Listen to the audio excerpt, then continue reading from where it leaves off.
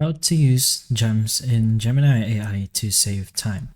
So in general, the Gemini gems, of course, are one of the best ways to save time in Gemini AI because instead of doing little prompts over here, there will be a gem option over here on the left. So basically, it's going to automatically do something for you via a prompt. So it can build AI apps. So there's a new kind of gem from Google Labs. So create and share AI mini apps and custom workflows with Google Labs, and you can do this while using gems. There are even templates you can go ahead and use, which will technically speed up whatever prompt you're going for.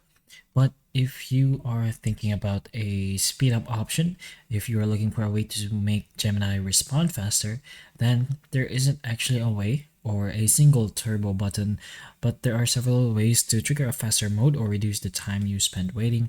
One of these is just going ahead and upgrading your Gemini plan. So going for a plan over here will give you higher access to their capable models or whichever shows over here. And with a higher access to their models, then it's going to be expected that the response time should be faster. But in general, gems can only be used over here once you are in the Gem Lab, or what is it called? The Google Lab, I mean. So hopefully the information of this video can help you, and if it can, please like and subscribe for more videos like this, and that's all.